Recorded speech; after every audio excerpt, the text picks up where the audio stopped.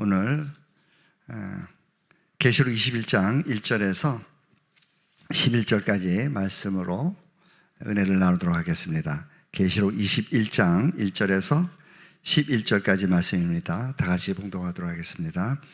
또 내가 새 하늘과 새 땅을 보니 처음 하늘과 처음 땅이 없어졌고 바다도 다시 있지 않더라.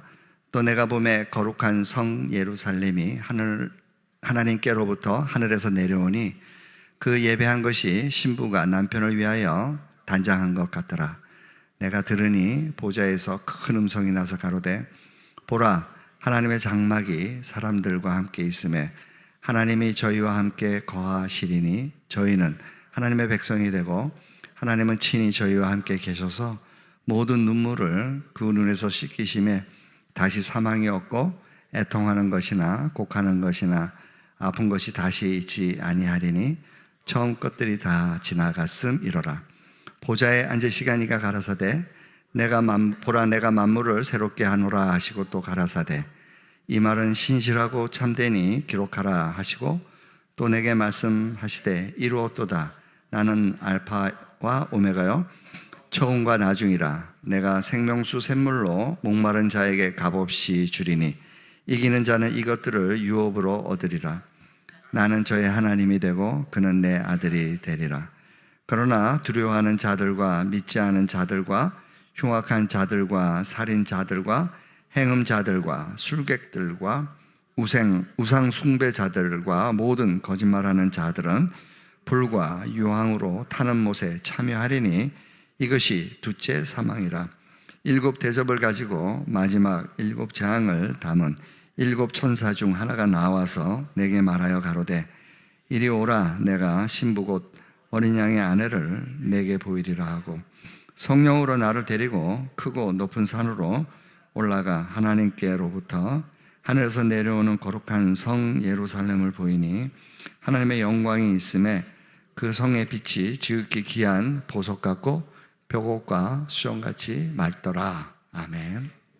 오늘 회개하여 제사함을 받고 성령을 선물로 받으라 라는 제목으로 계시록 21장으로 은혜를 나누도록 하겠습니다. 오늘 본문에 보니까 이제 어린 양의 혼인잔치가 이루어진 이후에 휴고되었던 사람들하고 또 천국에서 1차 부활을 마쳤던 그 사람들이 이제 2차 부활을 통해 가지고 이제 새하늘 새 땅으로 내려오기 바로 직전이죠. 근데 이미 지금 사도 요한은 그 환상을 통해서 지금 보고 있는 거죠. 지금 막 그 아름다운 신부, 거룩한 성 새 예루살렘이 이렇게 영광 가운데 내려오는 그러한 환상을 지금 이렇게 기록해 놨습니다. 근데 이제 우리가 이 환상 가운데 말 그대로 천국에서 지금 새하늘 새 땅으로 내려오는 1차 부활에서 2차 부활로 지금 이렇게 내려오는 그 축복받은 사람들도 있지만은 또 한편으로는 경고하는 사람이 있죠. 둘째 사망으로 가는 사람들이 있어요. 그래서 지옥에서 첫째 사망을 거쳐서 둘째 사망, 유황 불못에 들어가는 사람들의 어떤 사람인지를 또 우리에게 알려주고 있는 것이죠. 그래서 오늘 4가지를 다루도록 하겠습니다. 첫 번째는 이 보상을 받는, 즉 믿음을 지키고 회개하고 그래서 죄사함을 받고 영화롭게 되어서 하나님 나라에 있던 사람들은 도대체 어떤 과정을 거쳤는가를 살펴보고요. 두 번째로는 여기에 둘째 사망으로 들어가는 사람이 여러 명이 나오는데 여러 종류의 사람이 나오는데 첫 번째 두려워하는 사람들, 그 다음에 믿지 아니하는 사람들, 세 번째로는 흉악한 사람들. 그래서 이 두려워하는 사람들이 왜 천국에 가지 못하는지, 왜 둘째 사망으로 갈 수밖에 없는지, 또 믿지 않은 자들은 뭐 당연히 둘째 사망으로 가야 되겠죠. 그 의미가 무엇인지, 왜 믿지 않는 사람들은 선하게 살아도 믿지 않았기 때문에 다 지옥으로 갔다가 둘째 사망으로 유황불못에 갈 수밖에 없는 건지, 왜 그런지 살펴보고요. 세 번째로는 흉악한 자들, 도대체 이 흉악한 자들을 도대체 어떤 역할을 했길래 지옥으로 가야만 되는지, 그래서 그 총 4가지를 살펴보도록 하겠습니다. 첫 번째로는 보상, 즉 천국에 있는 사람들은 과연 어떤 사람인가를 살펴볼 건데요. 말 그대로 이분들은 구원의 서정에 의할 것 같으면은 이미 창세전에 예정되어 있던 사람들이었죠. 뿐만 아니라 그들은 부르심을 받았고, 또 부르심을 받은 사람들은 거듭나게 되었어요. 중생을 거쳐서 그들은 믿음을 선물로 받고, 그래서 믿음으로 말미암아 의롭다함을 받게 되었죠. 그때 의롭다함을 받았을 때는 말 그대로 죄사함을 받은 상태거든요. 그랬더니 성령을 선물로 받게 되죠. 그 다음부터 이제 회개를 거쳐서 성화가 되고, 그 다음에 순종을 거쳐서 영화롭게 된 자들이죠. 그러한 구원의 서정을 거쳐서 지금 천국에 지금 있다가 새하늘 새 땅으로 내려오는 그 사람들을 우리가 보게 되는데요. 근데 중간에 보면은 뭐라고 지금 사도 요한이 기록했냐면은, 그러한 천국에서 일어나는 그런 혼인 잔치를 거쳐서 이제 새하늘 새 땅으로 내려오는 그 많은 사람들 사이에서 소리가 나는데, 그때 그 소리가 뭐였냐면은 바로 성령을 받으라, 즉 생명수 샘을 너에게 주겠다라고 하는 음성이 들렸다는 거죠. 그래서 과연 이게 어떻게 연결이 되는지, 천국에 가는 사람들과 즉 성령을 받는 것과 그 과정이 어떻게 연결이 되는지를 우리가 한번 살펴보도록 하겠습니다. 우리 다 같이 계시록 21장 1절에서 2절, 3절, 4절 읽도록 하겠습니다. 자, 계시록 21장 1절입니다. 또 내가 새 하늘과 새 땅을 보니 처음 하늘과 처음 땅이 없어졌고 바다도 다시 있지 않더라. 또 내가 보매 거룩한 성 새 예루살렘이 하나님께로부터 하늘에서 내려오니 그 예배한 것이 신부가 남편을 위하여 단장한 것 같더라. 내가 들으니 보좌에서 큰 음성이 나서 가로되 보라, 하나님의 장막이 사람들과 함께 있음에 하나님이 저희와 함께 거하시리니 저희는 하나님의 백성이 되고 하나님은 친히 저희와 함께 계셔서, 여기 보면은 사람들이 지금 하나님의 장막과 함께 있으면서 또 하나님이 저희와 함께 거하시면서 저희는 하나님의 백성이 되고 하나님은 친히 저희와 함께 계시니라, 이렇게 말씀하셨어요. 그러니까 성경에 나왔던 그 많은 사람들이 지금 천국에서 새하늘 새 땅으로 어린 양의 혼인 잔치를 거쳐서 지금 내려오는 그 과정을 지금 기록해 놓은 것입니다. 근데 제가 궁금한 것은 참 하나님 속을 구약에서 많이 섞였던 사람이, 제일 많이 섞였던 사람이 누구냐면은 제가 생각할 때는 그렇다는 거죠. 다윗이 아마 하나님 속을 제일 많이 섞였던 사람 중에 한 사람이었을 것 같아요. 그다음에 신약에서는 제가 생각할 때는 베드로가 예수님 마음을 가장 속을 많이 썩이지 않았을까, 그런 생각을 해봅니다. 어쨌든 우리가 아까 말씀드린 대로 구원의 서정을 따라갔으면 이미 창세전에 예정되어 있는 그러한 영혼들을 하나님께서는 구원하시는 거죠. 부르시고 그리고 중생시켜서 믿음을 주시고, 그 다음에 우리가 믿음을 고백함으로 말미암아 죄사함을 받게 되고 성령을 선물로 받게 되는 그러한 과정을 거쳐가지고 굉장히 쉽게 천국에 가는 것 같지만은, 우리가 읽어보니까 뭐라고 되냐면 21장 4절입니다. 다 같이 읽을까요? 시작. 모든 눈물을 그 눈에서 씻기심에 다시 사망이 없고 애통하는 것이나 곡하는 것이나 아픈 것이 다시 있지 아니하리니 처음 것들이 다 지나갔음이로라. 그러니까 참 어려움을 겪은 사람들이 천국에 와 있다는 것을 알 수 있죠.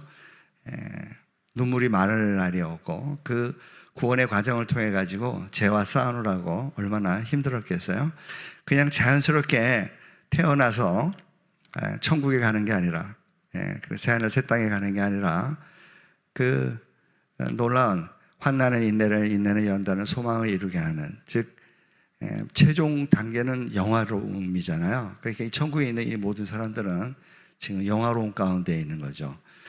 성화를 거쳐서 하나님의 말씀에 절대 순종하게 됨으로 말미암아 이젠 더 이상 able to시를 시작했다가 not able to시, 죄를 지을 수 있는 그런 처음 상태에서 이제는 결코 죄를 지을 수 없는 그런 영화의 상태에서 이 사람들이 지금 그 모든 사망이라든지 고통, 눈물, 애통함, 그런 것들을 극복하고 지금 너무 기쁘게 하나님께서 주시는 그 영원한 나라에서 하나님 아버지의 그 소망하는, 우리가 소망하는 하나님 아버지의 나라, 그 천국에서 이렇게 복된 삶을 누리게 된다는 것이죠. 그런데 과연 성령과 어떤 관계가 있는지 다시 한번 우리가 21장 5절 6절 읽겠습니다. 시작. 보좌에 앉으시기가 가라사대 보라 내가 만물을 새롭게 하노라 하시고, 가라사대 이 말은 신실하고 참되니 기록하라 하시고, 또 내게 말씀하시되 이루었도다 나는 알파와 오메가요 처음과 나중이라. 내가 생명수 샘물로 목마른 자에게 값없이 주리니. 여기서 생명수 샘물은 당연히 성령님이죠. 성령 하나님을 목마른 자에게 값없이 주리니 이기는 자는 이것들을 유업으로 얻으리라. 나는 저희 하나님이 되고 그는 내 아들이 되리라. 이 얘기는 지금 천국에 있는 사람들을 향해서 하는 얘기가 아니죠. 독자들, 있는 자들에게 우리에게 지금 알려주고 있는 그런 얘기입니다. 이렇게 천국에서 영화로움을 찾은 이런 모든 자들은 실제로 생명수, 샘물, 즉 늘 목말라 하면서 성령을 간구하였고 성령 충만을 받고 결국은 칭의와 성화와 영화를 그친 그 상태라는 것을 우리에게 알려주면서 너희들이 성령의 충만함을 받아야 된다라고 권면하고 있는 그런 내용입니다. 아까 말씀드린 대로 우리가 이렇게 구원의 서정을 거쳐오는 동안에 많은 경우에 오해가 있는 것 같아요. 구원의 서정, 즉 구원의 과정을 오해하는 그런 내용이 있는데, 그게 뭐냐면은 하나님께서는 작정을 하셨다고 그러죠. 즉 우리 인간으로 향해서는 예정이라고 그래요. 그래서 선택과 유기, 그 예정을 하셨어요. 창세전에 하신 것이죠. 그래서 우리는 그 예정을 만약에 믿는다면은, 만약에 우리가 예정되었다면은 당연히 우리는 영화까지 이루어지겠죠. 그리고 실제로 그렇습니다. 예정된 자들은 처음에 시작했던 예정이 마지막에는 영화까지 이어지잖아요. 예정, 부르심, 중생, 믿음, 칭의, 회개, 성화, 순종, 영화, 이렇게 영화까지 이어지거든요. 그런데 실질적으로 우리가 그 작정이라고 그러면은 하나님께서는 작정 가운데, 모든 계획 가운데 이 우주를 창조하셨어요. 인간, 모든 피조물들까지 포함해서 말이죠. 그래서 그 창조됐던 모든 피조물들은, 인간을 포함한 피조물들은 하나님의 섭리에 의해서 유지되고 통치되는 거죠. 그런데 놀랍게도 섭리에서는 협력관계로서 나아가요. 즉 작정과 창조는 하나님의 그 제1원인이신 하나님의 주권에 의해서 완벽하게 결정이 되지만은 섭리에 들어오면은 그렇지가 않은 거죠. 인간의 책임이 즉 따르게 됩니다. 즉 제2원인인 인간과 제1원인인 하나님의 주권, 하나님의 주권과 인간의 책임이 협력해 가지고 이 땅이 통치되고 그리고 보존되는 것이에요. 그래서 우리 구원이 이루어진다는 것은 절대적으로 예정으로만 그치는 게 아니라 반드시 이 섭리 가운데에서 하나님과 우리와의 서로 그 교통에 의해 가지고 하나님의 훈련에 의해서 점점 우리가 영화롭게 되는 것이지, 모든 것이 우리는 가만히 있는데 지절로 우리를 부르시고 우리를 거듭나게 하시고 믿음을 주셔서 성화시키시고 의롭다 하시고 성화시키시고 이런 과정은 아니라는 거죠. 그래서 실질적으로 우리가 관념적 사역이라는 얘기가 있어요. 즉 창세전에 하나님께서 관념적으로 하나님께서 사역을 하셨는데, 즉 관념적이라니까 실제가 아닌 거잖아요. 계획상으로죠. 관념상으로 하나님과 예수님 간에 계획을 하신 거죠. 그리고서 결정을 하셨어요. 예정을 하셔가지고 예수님에게 맡긴 것이고, 예수님은 반드시 이분들을 대표해서 십자가에서 못 박혀 죽으심으로 말미암아 예수님이 예정했던 모든 하나님의 자녀들을, 백성들을, 즉 영원한 나라에서 이 새하늘 새 땅에서 함께 살게 될 그 대상들을 십자가에서 구원하셔야만 했죠. 피 흘려 죽음으로. 그래서 실적으로 그 관념적 사역이라고 얘기하고, 예수님이 그래서 이 땅에 태어나셔서 그 관념적 사역을 이루셨죠. 그거를 객관적 사역이라고 얘기를 하세요. 그래서 우리가 관념적 사역을 믿는다면 이미 창세전에 우리는 구원을 받은 거죠. 근데 한 가지 빠진 게 있어요. 섭리에서는 반드시 뭐라고 그랬어요? 제1원인과 제2원인, 하나님의 주권과 인간의 책임이 서로 협력 관계 안에서 이루어져 간다고 그랬잖아요. 그렇다면 예수님이 객관적 사역 가운데에서 예수님이 실제로 관념적 사역을 객관적으로 이루신 거예요. 그죠? 그렇다면 그 객관적 사역을 우리가 믿는다면 예수님이 십자가에서, 성경 우리에게 알려주고 있죠. 그 객관적 사역이 어떤 내용인지를, 우리와 함께 십자가에서 죽으셨고 장사 지낸 바 되셨고 함께 부활하셨고 승천하셨고 하늘에 앉히셨다라고 얘기되어 있어요. 이 얘기는 바로 관념적 작정 안에 있는 사역들이 실제로 예수님이 이루었을 때 그 관념적 사역이 객관적 사역을 통해서 이루어진 거죠. 그래서 우리는 실제로 예정되었다는 거 하나만으로도 얼마든지 우리가 구원을 받았다라고 얘기할 수 있어요. 뿐만 아니라 우리가 예수님이 십자가에 못 박혀 돌아가신 것에 대해서도 또한 우리가 믿을 때 우리는 구원받았다고 그렇게 확신을 가지시고 이 수가 있는, 구원의 확신을 가질 수 있는 거죠. 그렇지만은 중요한 거는 뭐냐면은 주관적 사역이 있어요.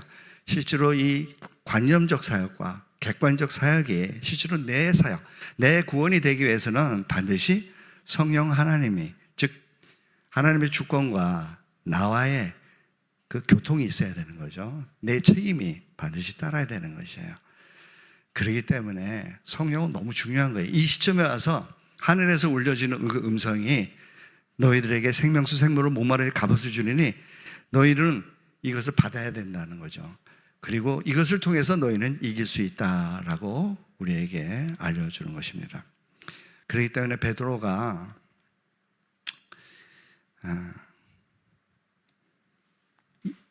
사도행전 2장 38절에서 이 이야기를 하죠. 우리 다 같이 읽겠습니다. 시작. 베드로가 가로되 너희가 각각 예수 그리스도의 이름으로 세례를 받고 죄 사함을 얻으라. 그래야면 성령을 선물로 받으리니 이 약속은 너희와 너희 자녀의 모든 본대 사랑 곧 주 우리 하나님이 얼마든지 부르신 자들에게 하신 것이라 하고, 실질적으로 우리의 죄사함의 가장 핵심적인 내용은 뭐냐면 회개예요. 그죠? 회개를 통해서 우리는 성령을 선물로 받게 되는 거죠. 세례 요한이 회개 세례를 베풀잖아요. 그때도 회개하라 천국이 가까웠노라 라고 그렇게 회개 세례를 베풀었습니다. 예수님도 또 세례를 베푸시는 그 때 회개하고 믿어라 그리고 제사함을 받으라 이렇게 말씀하셨죠. 그래서 우리는 실질적으로 성경에서 말할 때는 죽은 자예요. 그러니까 이미 심판을 받은 자들이죠. 그러니까 태어날 때부터 우리는 심판을 받고, 즉 첫째 사망과 둘째 사망으로 갈 수밖에 없는 그런 상태로 우리는 태어나게끔 되어 있는 거죠. 물론 창세전에 이미 예정되어 있는 사람들은 구원을 받게 되겠지만은 뭐라고 그랬어요?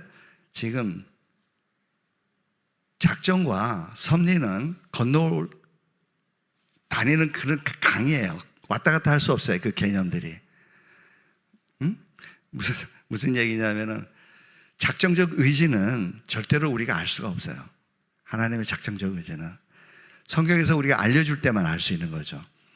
성경이 알려지지 않는데 우리의 삶 가운데 나타나는 작정적 의지는 없어요. 드러날 때만 있어요. 제가 이 물을 먹으면은 이 먹었다는 사실이 하나님의 작정적 의지에서 먹은 거예요. 근데 내가 내려놓을지 말지 이거는 아직 이 결정은 안 이루어졌잖아요. 이거는 내 자유의지에서 결정되는 거죠. 그러니까 자유에서 결정됐지만은 제가 자유의지로 결정되었을 때 하나님의 작정 의지는 이미 이루어진 거예요. 그래서 하늘에 나는 새가 떨어지는 것도 하나님의 의지가 아니면 안 떨어지는 거고 그렇게 표현을 하는 거죠. 머리털 하나까지도 마찬가지로 그런 식으로 결정이 됐어요. 즉 이 얘기는 하나님의 작정과 섭리 간에는 연결되지가 않아요. 이루어졌을 때만 되는 거죠. 그 얘기는 우리는 몰라요. 하나님의 작정을 알 수 있는 건 있어요. 성경에서. 그래서 작정 의지를 우리에게 알려줬을 때는 우리는 알죠. 그리고 사건들이 발생됐을 때는 우리는 하나님께서 계획하신 일이 이루어졌구나라고 알 수 있는 거죠. 그렇다면 우리는 교훈 의지는 항상 성경에 기록되어 있는 대로 교훈 의지가 있는 거죠. 이 얘기가 바로 하나님의 말씀이고 우리에게 생명을 주는 생명의 말씀인 것이죠. 그래서 그 하나님의 말씀은 책망과 교훈과 바르게 함과 의로 교육에 유익한 하나님의 말씀이에요. 그래서 우리는 그 교훈 의지를 따라서 우리는 순종을 해야 되는 거죠. 또 교훈 의지를 따라서 우리는 때로 죄와 싸워야 되고, 그렇기 때문에 성령 하나님이 반드시 필요한 거죠. 그래서 하나님의 주권과 협력 관계에 되기 위해서는 하나님의 주권인 그것을 나타내는 성령 하나님과 그 다음에 우리의 인간의 책임으로 나타나는 우리의 자유의지가 서로 협력해야 되는 것이에요. 그래서 이 구원을 이루기 위해서는 가장 중요하게 믿음은 구원을 이루고 뭐죠? 행함이 나타나야 돼요. 사랑의 행위가 나타나야 된다라고 이야기를 하잖아요. 그러니까 이 믿음 자체가 뭐예요? 하나님의 선물이잖아요. 그죠? 그러니까 하나님의 주권에 속해 있을 뿐만 아니라 또한 우리가 믿어야 되잖아요. 그죠? 그래서 우리의 책임이 들어가 있어요. 구원도 마찬가지죠. 하나님이 구원을 모든 결정은 하나님께서 하시지만은 또 우리가 뭐예요? 구원을 이루어 가야 되잖아요. 하나님의 주권과 인간의 책임이 들어가 있어요. 뿐만 아니라 우리에 대한 행함도 우리가 행할 의지는 있어도 행할 능력은 없다고 그러잖아요. 그렇기 때문에 성령 하나님께서 능력을 주지 않으면은 그래서 우리가 성령을 쫓아 행하게 되는 거거든요. 그래서 모든 것들이 실질적으로 협력 관계라는 것을 우리는 알아야만 되는 것이죠. 자, 두 번째로 이제 이런 즉 성령을 통해서 우리는 구원을 받을 수 있다라는 거예요. 그래서 그 성령을 통해서 구원의 역사가 섭리 가운데 이루어져 가는 거죠. 물론 지금도 말씀드렸지만은 관념적 사역과 객관적 사역이 너무 중요하죠. 그게 없으면은 실질적으로 성령의 역사가 나타나지 않겠죠. 왜냐하면은 관념적 역사가 그리고 예수님과 함께 십자가에 못 박힌 사람들만 성령님께서는 중생시키시고 그 다음에 믿음을 선물로 주시기 때문에 그렇다는 거죠. 두 번째, 그렇다면 이제 천국에 간 사람들 말고 둘째 사망으로 가는 사람들을 우리가 살펴보도록 하겠습니다. 왜 어떤 사람들이 그렇게 둘째 사망이 되는지. 자, 계시록 21장 8절입니다. 다 같이 읽겠습니다. 시작. 그러나 두려워하는 자들과 믿지 않은 자들과 흉악한 자들과 살인자들과 행음자들과 술객들과 우상 숭배자들과 모든 거짓말하는 자들은 불과 유황으로 타는 못에 참여하려니 이것이 둘째 사망이라. 이 두려워하는 자들이 이제 심판을 받는다는 거예요. 둘째 사망에 들어간다는 게 두려워하는 자. 근데 아까도 말씀드렸지만은 실제로 이제 이 영화의 부분을 우리가 살펴볼 때 보면은 어떻게 우리가 영화롭게 되느냐에 대한 문제는 당연히 아까 설명한 대로 성령 하나님의 역사가 필요하죠. 근데 구체적으로 어떻게 영화가 이루어지는지에 대해서는 고린도 후서에 나오는 것을 보면 알 수 있어요. 어떻게 우리가 영화가 되느냐 하면은 바로 예수 그리스도의 얼굴에 있는 하나님의 영광을 우리가 바라볼 때 그 예수 그리스도에 있는 하나님의 영광의 빛이 우리에게 조명이 되어질 때 우리가 영화롭게 된다라고 그렇게 우리에게 알려주고 있어요. 즉 예수 그리스도에 있는 하나님의 영광을 아는 예수 그리스도의 빛이라는 얘기는 뭐냐면은 하나님의 영광을 나타내는 예수님의 말씀을 말하는 거죠. 그죠? 빛이니까. 빛이 말씀이거든요. 생명이면서. 그러니까 실제로 우리가 영화롭게 된다는 것은 하나님의 말씀이 조명되어질 때, 그 하나님의 영광이 우리에게 조명되어질 때 우리가 영화롭게 된다라고 그렇게 고린도후서 3장 18절에 우리에게 알려주고 있어요. 고린도후서 3장 18절에 보면은 우리가 수건을 벗고 거울을 보는 것처럼 내 얼굴을 보듯이 이제 하나님의 영광이 우리에게 나타날 것이다라고 얘기를 하면서 그렇게 어떻게 되느냐는 바로 고린도후서 4장 6절에 표현하고 있죠. 바로 그리스도 얼굴에 있는, 즉 하나님의 영광의 빛이 그리스도의 얼굴에 있는데 그 빛을 우리가 적용했을 때 우리가 영화롭게 된다라고 이야기를 하셨어요. 좀 굉장히 어려운 얘기지만은 더 간단하게 알려준 사도 바울의 내용이 있는데 로마서 5장에 보면은 그 내용이 나오죠. 너희가 만약에 의롭다함을 받았으면은 이제 하나님의 영광의 그 은혜의 자리로 너희가 들어갈 수 있다라고 얘기하면서 너희들이 소망이 바로 영화롭게 되는 거 아니냐, 하나님의 영광에 참여하는 거 아니냐라고 얘기를 하면서 그 영광에 참여하기 위해서는 너희가 그 소망이 부끄럽지 않은 것은 놀랍게도 하나님의 사랑을 얘기하고 있어요. 그래서 성령님으로 말미암아 하나님의 마음이 5장 5절이에요. 성령으로 말미암아 하나님의 사랑이 너에게 부은 바 되어서 그 사랑으로 말미암아 너희가 영원롭게 된다는 거죠. 그 얘기는 하나님의 사랑이 우리의 부은 바 되면은 우리가 사랑을 할 수 있다라고 이야기를 하는 것이죠. 그게 바로 영광이면서 우리의 영화의 모습인 거죠. 실제로 영광에 대해서 보여달라고 한 사람이 있었어요. 누구였죠? 모세가 보여달라고 그랬잖아요. 그때 보여준 게 뭐예요? 하나님의 사랑과 하나님의 공의를 보여줬어요.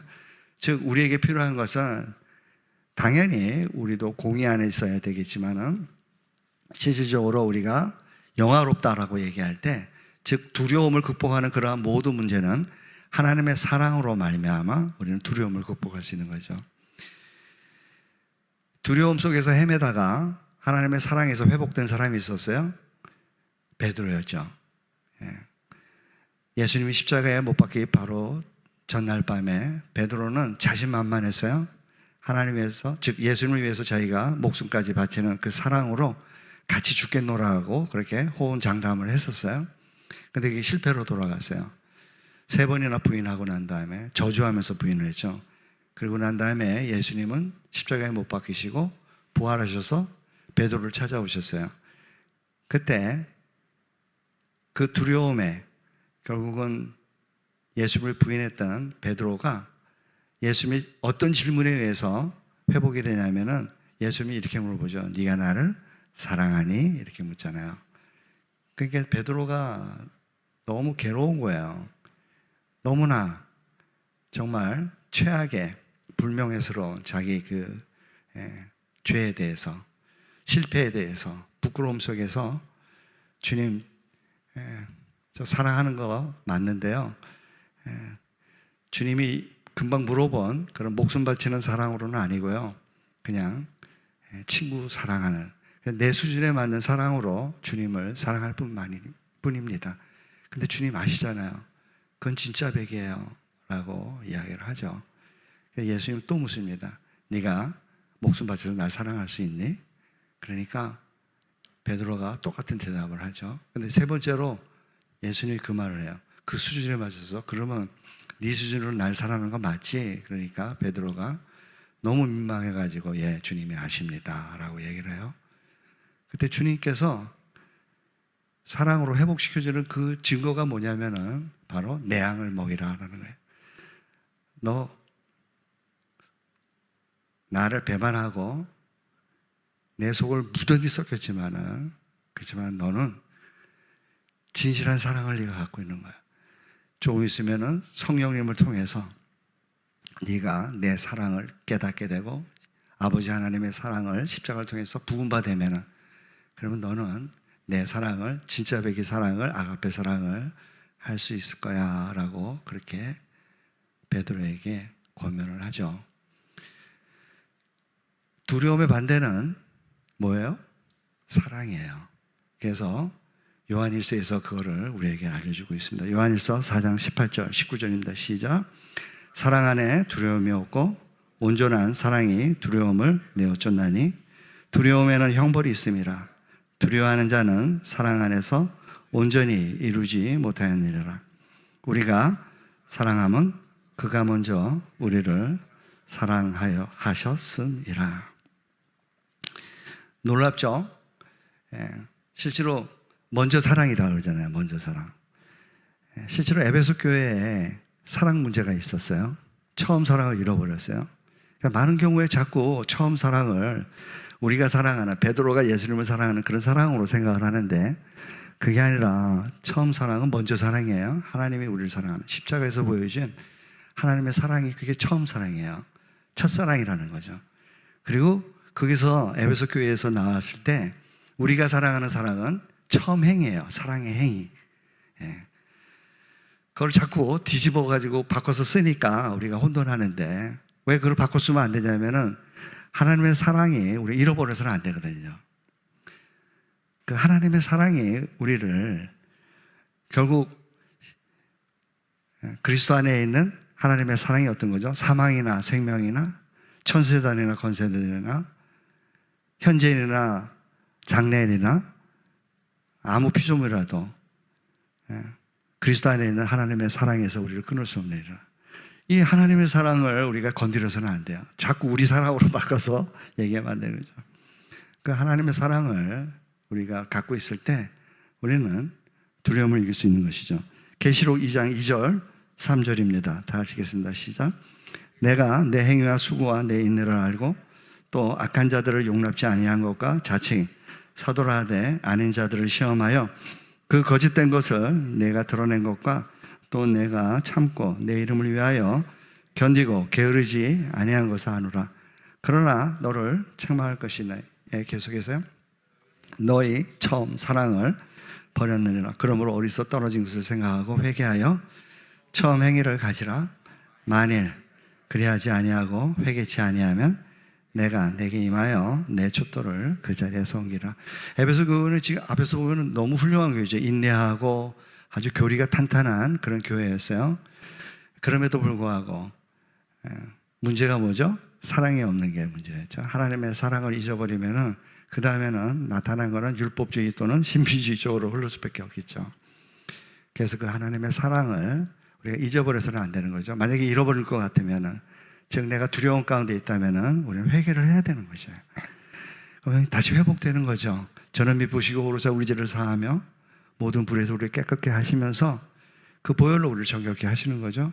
뿐만 아니라 우리가 은혜의 보좌 나갈 때마다 자동적으로 뭐죠? 예수님은 성령으로 세례를 주시는 분이잖아요. 그죠? 그러니까 우리는 성령의 충만을 함을 받고 다시 하나님의 사랑 안에서 우리는 자신 있게 베드로에게 회복시켜 준 것처럼 우리는 새로운 피조물로서 출발할 수 있는 것입니다. 두 번째로 믿지 않은 자들, 이 사람들도 또한 두려워하는 자들뿐만 아니라 믿지 않은 자들이 또 둘째 사망으로 들어간다고 돼 있어요. 다시 또 읽어볼까요? 21장 8절입니다. 시작. 그러나 두려워하는 자들과 믿지 않은 자들과 흉악한 자들과 살인자들과 행음자들과 술객들과 우상 숭배자들과 모든 거짓말하는 자들은 불과 여왕으로 타는 못에 참여하느니 이것이 둘째 사망이라. 그래서 지금 첫 번째 두려워하는 자들 우리 살펴봤어요. 하나님의 사랑에 문제가 있는 자들이죠. 이제 믿지 않은 자들, 이들이 어떤 자들인지, 왜 이 자들이 둘째 사망에 가는지 말씀드린 대로 원래 태어날 때부터 원죄해가지고 첫째 사망과 둘째 사망으로 가지 않을 수가 없는 거죠. 여기서 벗어나려면 어떻게 해야 되죠? 예수님을 믿는 경우밖에 없어요. 즉 회심하는 거죠. 회개하고 믿는 것밖에 없는 거예요. 그러면은 죄사함을 받잖아요. 그러면 의롭다함을 받기 때문에 구원이 출발이 되는 거죠. 시작이 되는 거예요. 요한복음 3장 16장에 그렇게 돼 있잖아요. 16절에 그렇게 돼 있잖아요. 하나님이 세상을 이처럼 사랑하사 독생자를 주셨으니 누구든지 저를 믿는 자마다 멸망치 않고 구원을 얻게 하려 하심이라. 그런데 그런 자들은 구원을 받지만은 믿는 자들은 구원을 받아요. 다른 방법 없어요. 예수를 믿는 방법 위에는 없는 거죠. 그런데 믿지 않는 자들은 말씀대로 이미 심판을 받았다라고 얘기를 해요. 그러면서 왜 그들이 받고 있는 정죄가 무엇인지, 즉 심판이 떨어졌을 때 그 죄목이 무엇인지 그것을 우리에게 알려주고 있는 거죠. 자, 18절부터 19절, 20절 읽겠습니다. 시작. 저를 믿는 자는 심판을 받지 아니할 것이요.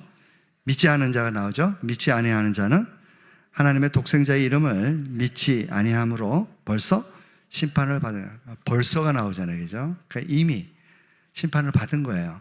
내가 믿지 않았기 때문에 심판을 받는 게 아니라 이미 태어날 때부터 원죄에서 죽은 자로서 태어나는 거죠. 살아있으나 어떻게 보면 목사님 설명할 때 강시예요. 강시. 예?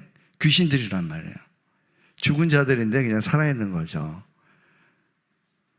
벌써 심판을 받은 것이라고 해요. 그러면서 그 정죄에 대한 왜 어떤 죄목에 의해서 그들은 제1사망과 제2사망을 거쳐야 되는지 그 심판을 받았는지 우리에게 알려주겠습니다. 19절입니다. 시작. 그 정죄는 이것이니 곧 빛이 세상에 왔을 때 사람들이 자기 행위가 악함으로 빛보다 어두움을 더 사랑한 것이라.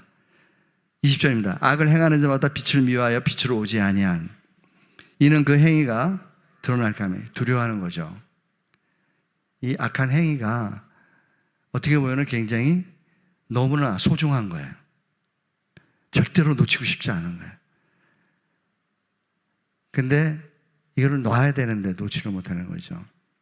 그래서 빛으로 오면 어떻게 해요? 당연히 놔라고 그렇게 돼 있죠. 교훈 의지에 의해서. 책망과 교훈과 바르게 함과 의로 교육하기에 유익한 하나님의 말씀에 따른다면은 놔야 되거든요. 근데 놓지를 못하는 거예요. 끝끝내 갖고 가고 싶은 거죠. 그래서 어두움 상태로 그대로 있는 거예요. 그것이 바로 제1사망, 제2사망의 결과라는 거예요. 회개로 안 간다는 거예요. 왜냐하면 그 죄악이 너무나 달콤하고 놓치기 싫기 때문에 그런 거죠. 21절입니다. 그런데 오는 자들은 다르다는 거예요. 왜 오냐면은 이 모든 이 죄 오염의 문제 가운데에서 고통을 받으면서도 불구하고 어떻게든지 하나님의 그 말씀에 조명이 되어서 성령의 능력으로 그 죄를 극복하고 회개해서 성령을 충만함을 받고 결국에는 영화까지 이루어가는 그 삶을 소망하기 위해서 나온다는 거예요. 빛으로 나온다는 거예요. 여러분들처럼. 얼마나 멋있어요. 21절입니다. 시작.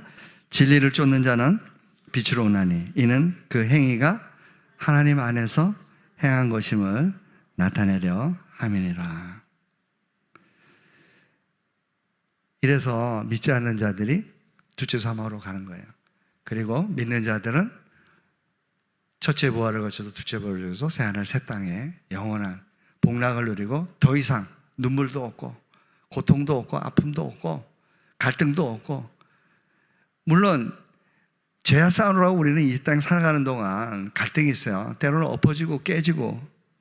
그렇지만 우리는 오늘 여호와께 돌아가자 찬양을 통해서 우리는 때로 돌아서고 하나님을 배신하고 돌아서서도 하나님의 사랑은 변치 않는 거예요. 우리가 때로는 엎어지고 깨지고 하더라도 하나님께서는 여전히 영원한 그 사랑으로, 우리를 택하신 그 사랑으로, 그리스도 안에 있는 그 사랑, 사망이나 생명이나 천사들이나 권세들이나 다른 아무 피조물이라도 장래일이나 현재일이나 어떤 경우에도 변치 않는 그 하나님의 사랑에서 우리는 다시 돌아가면은 되는 거죠. 회복되면은 되는 거예요. 다시 예수님 말씀하잖아요. 내 양을 먹여라. 라이센스를 주는 거예요. 너 다시 시작하자. 마지막입니다. 흉악한 자들이 둘째 사망으로 갈 수밖에 없는 거죠. 어떤 자들인가 볼까요? 계시록 20장 8절. 예, 앞에만 읽겠습니다. 시작. 그러나 두려워하는 자들과 믿지 않은 자들과 흉악한 자들과 됐습니다. 이 흉악한 자들에 대해서 살펴볼게요. 이 흉악한 자들도 둘째 사망에 간다는 거예요. 근데 이 흉악한 자들을 과연 어떤 자들인가? 악한 자들이라고 돼 있는데 흉악한 자들이라고 얘기할 때 성경에서 찾아보면은 바울이 사용했던 것을 알 수 있어요. 사도행전 20장에 보면은 에베소 교회에 그 개척을 했잖아요. 사도 바울이. 그리고서 고린도 교회를 이제 개척을 하고, 그러면서 예루살렘으로 돌아가는 길에 에베소 교회를 지나가게끔 되었어요. 방문하지는 않고 배를 타고 지나가면서 어느 항구에서 에베소 장로님들을 불러요. 그리고서 에베소 장로님들에게 이런 얘기를 하죠. 너희들 중에 분명히 흉악한 이리를 불러들여서 그 이리 가운데에서 헤매다가 이단으로 빠지는 그러한 일들이 생길 수 있다. 그러니까 너희들이 깨어라, 깨어 있어야 된다라고 신신당부하면서 사도 바울이 그들과 헤어지고 눈물로 포옹을 하고 헤어지는 그런 장면이 사도행전 20장 29절 30절 나옵니다. 시작. 내가 떠난 후에 읽을까요? 시작. 내가 떠난 후에 흉악한 이리가 너에게 들어와서 그 양떼를 아끼지 아니하며 또한 너희 중에서 제자들을 끌어 자기를 쫓게 하려고 이그러진 말을 하는 사람들이 일어날 줄을 내가 아노니. 거짓 선지자들 얘기하는 거죠. 그죠?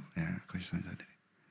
근데 어떻게 그런 건강한 교회를 망가뜨릴 수 있을까?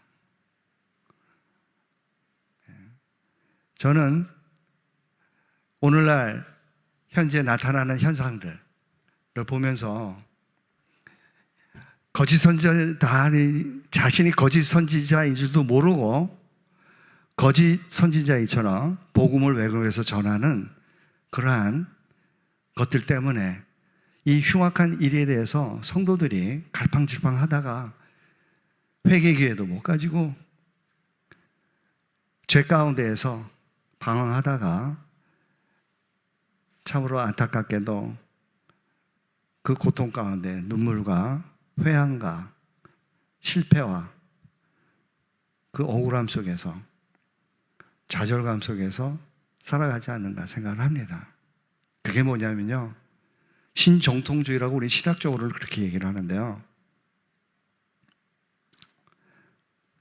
범신론이 지금 섭리에서는 반드시 제1원인과 제2원인이 함께 협력을 해야 되거든요. 근데 이 범신론은 뭐냐면은 모든 것이 다 하나님이 이루신다는 거예요. 나는 아무것도 안 해도 돼요. 바라기만 하면 돼요. 기도만 하면 되고. 기도 너무 중요해요. 그렇지만 내가 행할 일이 뭔지를 물어보고 행할 것을 기도해야지, 자기는 아무것도 안 하고 하나님 다 이루어주세요, 내가 원하는 게 이루어주세요, 이렇게 얘기를 하는 거죠.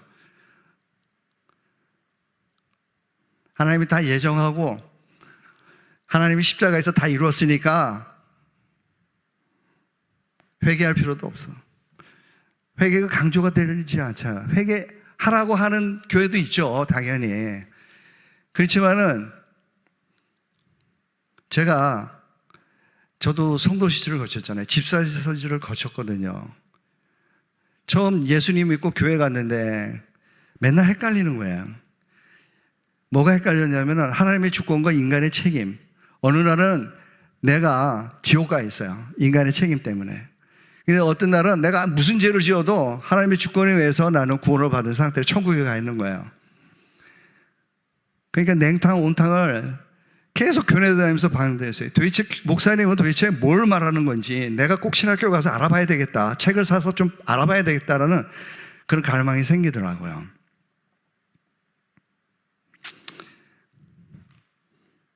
베드로후서 2장 1절 2절입니다. 다 같이 읽을까요? 시작. 그러나 민간에 또한 거짓 선지자들이 일어났었나니 이와 같이 너희 중에도 거짓 선생들이 있으리라. 저희는 멸망케 할 이단을 가만히 끌어들여 자기들을 사신 주를 부인하고 임박한 멸망을 스스로 취하는 자들이라. 여럿이 저희 호색하는 것을 쫓으리니 이로 인하여 진리의 도가 회방을 받을 것이요.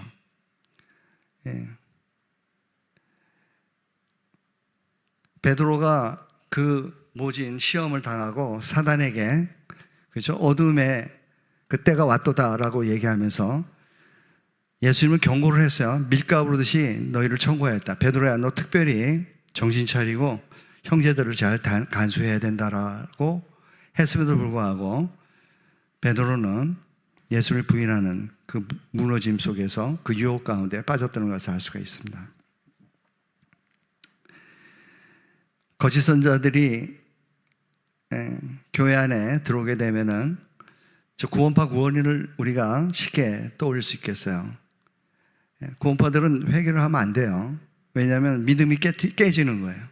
구원받은 믿음은 구원을 이미 받았는데 회개를 한다는 것은 그 구원받은 믿음을 의심한다는 거예요. 그러니 당연히 예수님 십자가 하나만 믿고 있는 거죠. 원 텍스트 크리스천이 되는 거예요.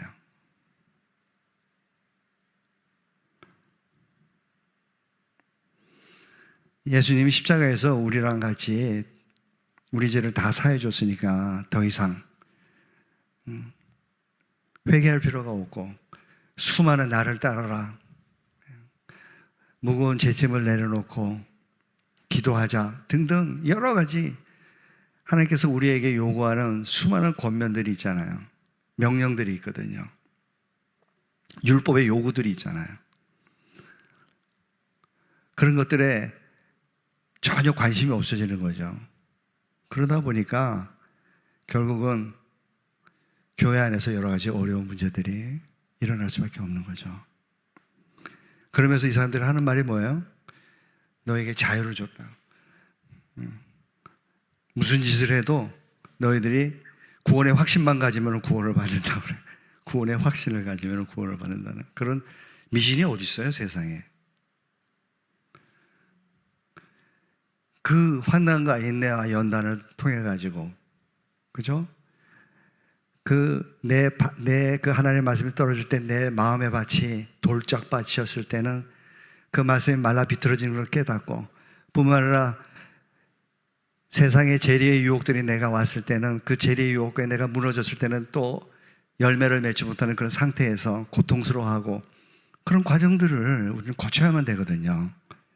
근데 그런 과정이 없이 너희들은 자유하다라고 얘기하는 거죠. 심지어는 신비주의로 또 빠지면은 뭐죠? 방언만 하면은 구원받는다고 그러죠.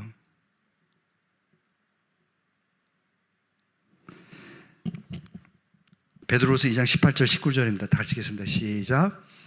저희가 허탄한 자랑의 말을 토하여 미혹한 데 행하는 사람들에게서 겨우 피한 자들을 음란으로서 육체의 정욕 중에서 유혹하여 저에게 자유를 준다 하여도 자기는 멸망의 종들이니 누구든지 진 자는 이긴 자의 종이 됨이라.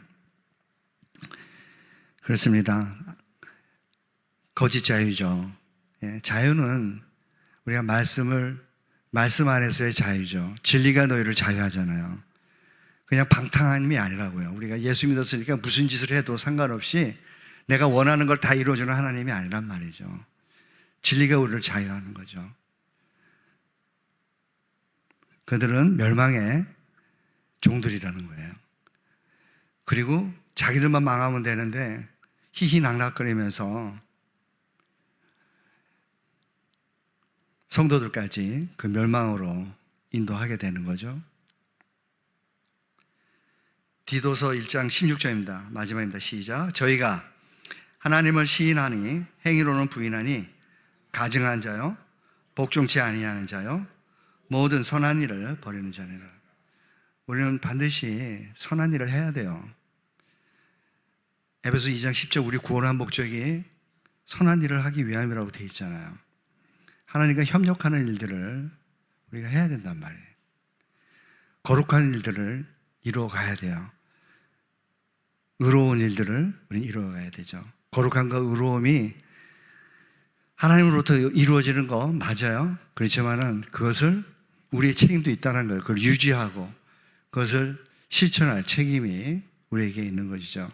그 과정을 거쳐서 우리는 새하늘, 새 땅에서 즉 둘째 부활의 그 충만한 기쁨을 가지고 하나님 나라를 소망하는 그러한 삶을 살게 되는 것이죠. 하나님 나라를 소망하는 저와 여러분이 되시기를 예수님으로 축원합니다.